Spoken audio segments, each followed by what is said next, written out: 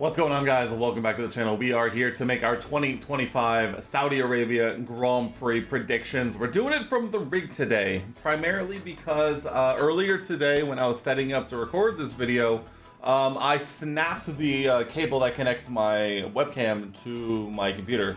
And if I'm smart, I'll have taken a picture of it and I'll put it here, somewhere here. And so this is the position of my camera that literally has the cable about as taut as you possibly could be. Therefore, it doesn't reach when I put it in the normal position I would do for predictions videos. So we're doing it from the rig today, and hopefully I can find a cable before the weekend is over, and maybe we'll be able to record our normal way for the race reaction. But either way, we are not here to talk about me costing myself money in technology. We are here to talk about Formula One heading to Saudi Arabia, the final leg of this triple header, Jeddah Corniche circuit. Personally, the circuit that probably might have grown on me the most since I started watching F1, just because it is blazing fast, very technical, very simple to a certain degree, but it really is just about who can put the car in the perfect position every single corner without making any mistakes. Throw in 6 rookies on top of that, and we have ourselves a weekend. Let's go ahead. We'll jump on into this. We'll make some predictions for our biggest positive surprise, our biggest disappointment, qualifying top 3, race, podium, and then we'll wrap things up just like we always do with our one crazy prediction. As always, if you are interested, we do a little community challenge, predictions challenge over the course of the season. As we go through these predictions, you'll see a black bar appear along the bottom of the video showing our community's predictions that they got in before the video goes live. Obviously, you're able to make predictions before the weekend begins, but these are just the people who got them in before I edited and uploaded the video. So if you're interested in joining our community championship, you can head to the link down below, join our Discord, and every week in the F1 Weekend Predictions channel, you're able to drop these exact same predictions and either have them appear in the video or have them included for the weekend to be tallied up after it's all said and done. But I think I have rambled long enough. Let's go ahead, let's get this party started with our biggest positive surprise. Let's get these predictions underway. Let's begin with our biggest positive surprise in this weekend, following up a relatively underwhelming weekend for him, which I think says a lot. I'm going with Kimi Antonelli, who finishes outside the points for the first time of his F1 career last week in Bahrain after being usurped for the final position by his former F2 teammate Ollie Behrman in my team, the Haas F1 team, goated by the way. But we're here to talk about Kimi. I think Kimi is going to follow up this weekend in Bahrain with an absolute banger. I think for whatever reason, Jeddah as a circuit just lines up perfectly for Kimi, just because it really feels like out of all of the circuits, these tight, technical, fast ones, in my head, just seem to suit him to the max. We know he's fast, and I think for some reason it's just going to gel with him, and I think it's going to be a banger. I don't think we see him finish outside the points again. If anything, I think we might even see him competing to beating Russell for the first time this season as well. So I think we could be in for a big Kimi Antonelli weekend, just based entirely on vibes, and I, for one, think it's coming home. Let's move on ahead to our pick for biggest disappointment. Very similarly to Kimi Antonelli, we are going with a driver who might have a bit of overperformed a bit in Bahrain, as well as heading to a track that I think is not going to be particularly great for this team. It's Pierre Gasly, who came home to score Alpine's first points of the season last time out in Bahrain, putting in an absolute banger in qualifying and doing his best to maximize the results in the Grand Prix itself. So Alpine get off the side into the points, and every F1 team in the season has scored points this season. Let's go. Absolutely fantastic. We're like 4 rounds into the season. Banger. But I think this is going to be a bit of a return to the mean for Pierre and for Alpine. They ran very well in Bahrain, but they just never really run very well at Jeddah, and I think it's going to be a trend we continue to see here in the final round of Jeddah for this, this car regs. And so I think it's just going to be another weekend where Alpine will be fine, but I don't think we're going to see anything quite like we saw in Bahrain. So unfortunately, Pierre, I'm sorry, but you're my pick for biggest disappointment. Let's go ahead and move on to Saturday, qualifying top 3. A lot of fun. Qualifying in last year and a half has been some absolute bangers. And I think this could be a weekend where qualifying is extremely important. Obviously, Jeddah is very, very fast and very technical, but at the same time, you really have to nail it to make overtakes. And so I think we could be up for something that it's going to take a monumental effort to make overtakes. So qualifying is going to be most important that we've seen, maybe up to this point in the year. Maybe not even go that far. Qualifying, though, still really important. Let's go ahead, let's kick things off with my pick for P3 in qualifying, and I'm going with Charles Leclerc. I think Ferrari are due for an overperformance, and I think a P3 in qualifying at this point would satisfy that, of being, you know, a good, solid, really good performance from start to finish.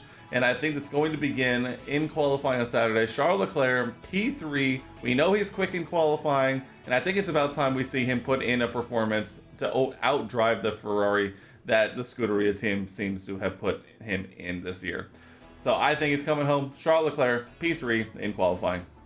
Moving on to P2 in qualifying, I'm going with Oscar Piastri. Oscar is on an absolute unbelievable run of form here the last couple of weekends, especially culminating last week in Bahrain, where he ended up taking pole and winning the race pretty handily over everyone else in the field. And so I think it's going to continue. I think we're going to see a solid result. He ran here pretty decently last year before, you know, obviously McLaren really got on top of the car, but he still performed very, very well. And now you give him a car that I think can really, really compete. I think it's going to be pretty rapid, but not as rapid as my pick for P1 pole position in Jeddah. It's going to be Lando Norris in this one. I refuse to believe that Lando will have a stinker in, you know, qualifying and in the, I almost said in the race, but in qualifying in minimum 2 weekends in a row. And I think Orlando is going to want to get back off the snide, back onto pole position to try and reassert himself and regain some momentum. Well, because even though he does lead the championship still, it does feel like a lot of momentum is shifted away from him and maybe even more towards his teammate at the same time. So I think he's going to want to come out, assert himself. He's been to Jeddah a bunch of times already, and I think we're going to see a good solid performance in qualifying from Lando, setting up a very exciting opening lap for the Grand Prix on Sunday. Alright, moving on. Race podium time, baby. It's what we all come to watch over the course of the weekend. It culminates right here, right now. Taking the checkered flag. Who is it in the top 3? Let's start in P3, bottom step of the podium. I'm going with Charles Leclerc.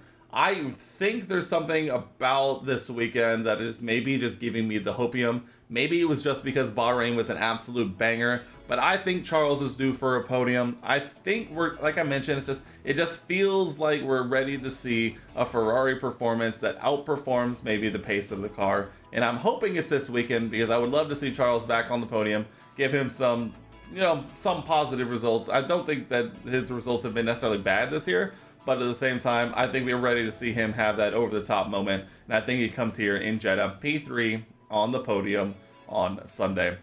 As we move now to P2 in the race, and I am going with Lando Norris in this one. I think it's going to get very interesting. We know that if McLaren lock out the front row, it's going to be very, very interesting on the march down towards turn 1 and turn 2 on the opening lap. And we know, after what we saw last season in Monza, that Oscar is absolutely not afraid to send something down the inside on an opening lap to take Lando by surprise and try and take the lead.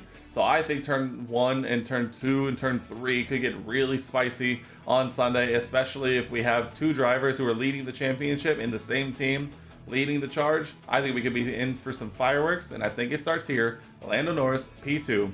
And that leaves only our winner for the Saudi Arabian Grand Prix. I'm going with Oscar Piastri. I think this could be a pretty cut and dry moment like we saw at Monza last season, where Oscar just says, throw it all to the wind. I'm going for a win right here, right now. They say you can't win the race on turn 1, but at the same time, can't hurt to try. Oscar Piastri, my winner for the Saudi Arabian Grand Prix.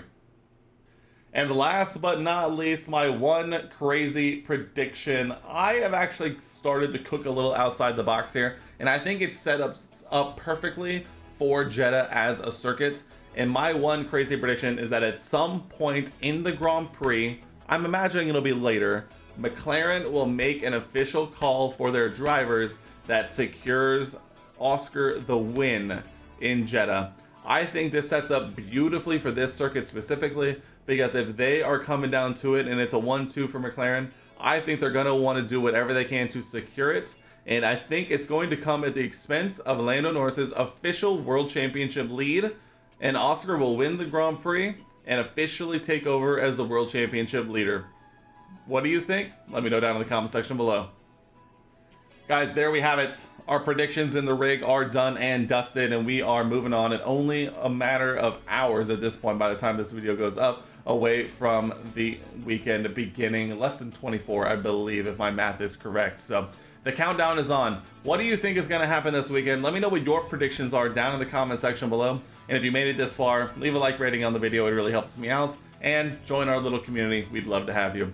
But guys, this triple header is almost done. We're almost ready for another week off. But for now, there's only one thing left to do, is enjoy the Jeddah circuit and the Saudi Arabian Grand Prix. Also, special shout out to F1 Academy, officially back this weekend. Got to make sure to sit down and watch those sessions as well. It's always a lot of fun. I really enjoy it and recommend it.